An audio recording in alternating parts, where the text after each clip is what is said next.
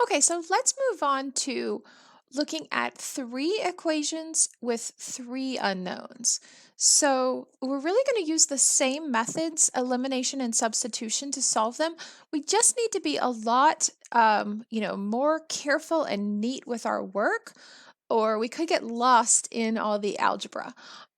So for our first example, we have three equations here, and notice that the unknowns are x, y, and z. Okay, so I'm going to number the three equations, and I'm going to show you how I work really neatly, so that there's two reasons you want to work neatly. One is so that you know what you're doing, and when there is a mistake, you can actually find it and correct it and not have to restart the problem every time there's a little mistake. And two is to show your work so I can see what you did and give you credit for what you're doing. So, first of all, um, I think my preference is still to do elimination, at least at the beginning of the problem. And basically, the idea is since we have three variables and three equations, we're going to eliminate one of the variables. So we could pick x, we could eliminate y, we could eliminate z, but we're going to eliminate entirely one of the variables and get down to two equations and two unknowns.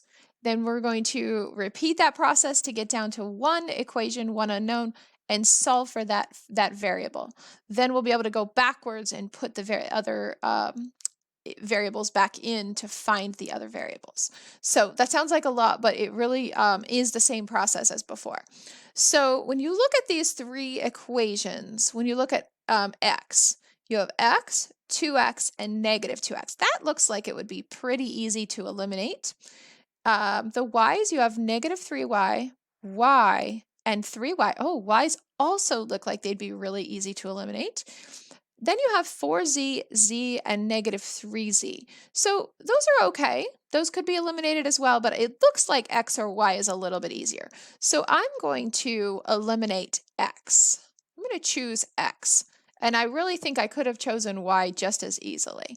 So eliminate x. And the first thing I'm going to do is eliminate x in equation 1 and 2. Okay?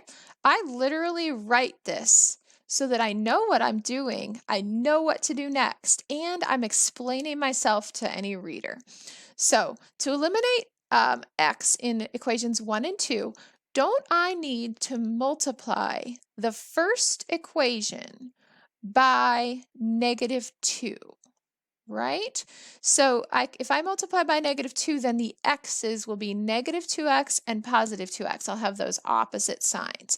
So I'm going to do that. So I have negative 2x, negative 2 times negative 3y is plus 6y, negative 2 times 4 is minus 8z is equal to negative 2 times 19 is negative 38.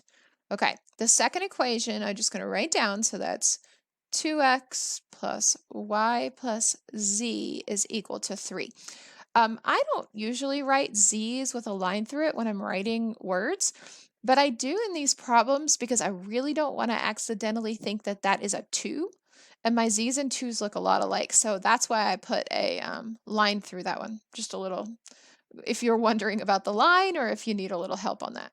Okay, so let's add the two equations together.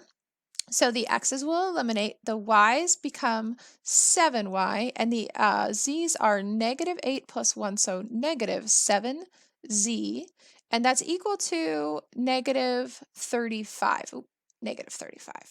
Okay? All right, so now this is a new equation that I just created from eliminating x from 1 and 2. So I call that equation 4. Okay? Next, I need to eliminate x in equations.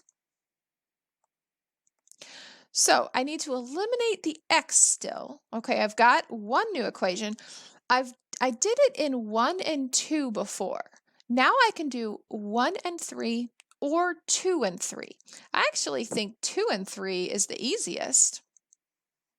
Okay, and so 2 and 3, because look, all I have to do is add the equations together because x is already opposite coefficients. So I'm going to do that. So 2 and 3 are 2x plus y plus z equals 3, and negative 2x plus 3y minus 3z is equal to negative 17. Add the two equations together, the x's eliminate, the y's become 4y, the z's are negative 2z, and then negative 17 plus 3 is negative 14. This is the new equation I created by eliminating the x's, and so that is equation 5. Okay, I literally still do number those equations as well, because now that I've eliminated x, I now have two equations with only y and z, so now I'm going to combine those two. So I have equation 4 and equation 5. Okay, so that's where I go next. So let's see, I'm going to eliminate. Well, let's see, I have 7y and 4y. That's not so great. And I have 7z and 2z. That's not so great either, but I think I'm going to go with z. Eliminate z in 4 and 5.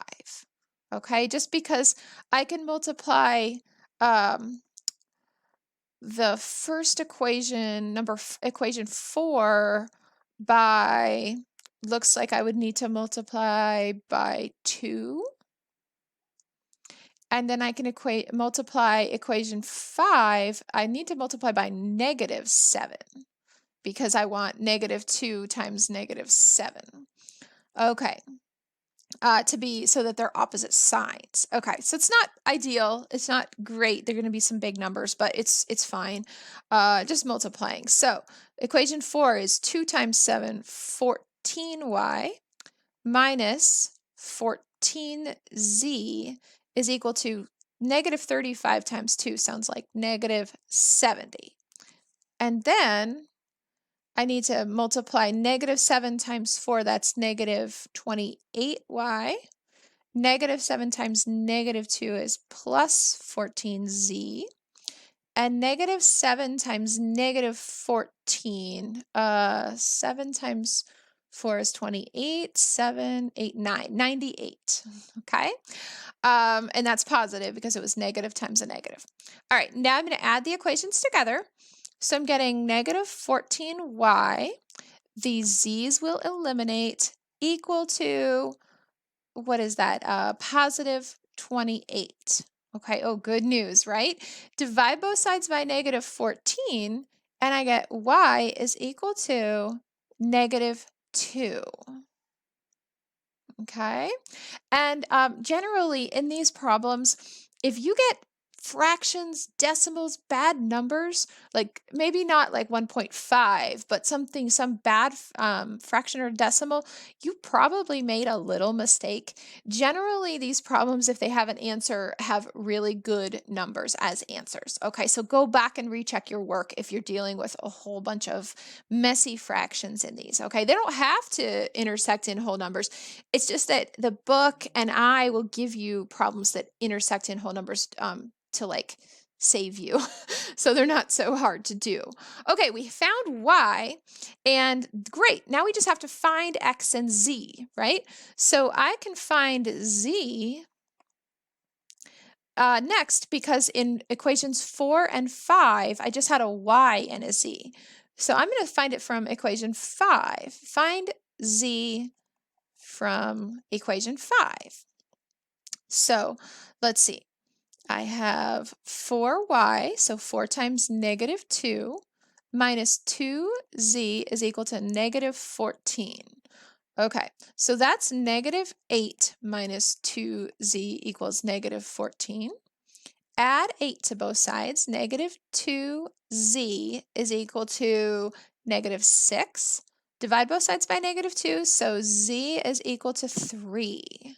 Still looks good, right? And now finally, I have to find x, and I have to do that from one of the original equations because x was eliminated. So I'll just go back to equation 1 because x is right there conveniently. All right, so should probably like underline some of these, make it a little neater. This is what I'm doing, and then I go and do it. Okay, so I have x minus 3 times negative 2 is y, plus 4 times 3 for z equals 19. So that is x plus 6 plus 12 equals 19. And that's x plus 18 equals 19. Subtract 18, and I'll get x is equal to 1. So this equation, or this set of equations system, has a solution, and it's x is equal to 1, y is equal, let's see if I can fit that better, hold on. So it does have a solution, and x is equal to 1, y is equal to negative 2, and z is equal to 3. So these three equations are intersecting in one point. They have the point 1, negative 2, 3 as their solution.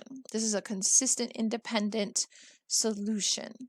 And we will look at a diagram in a few minutes of how these sets of three equations look in picture form, in graphical form.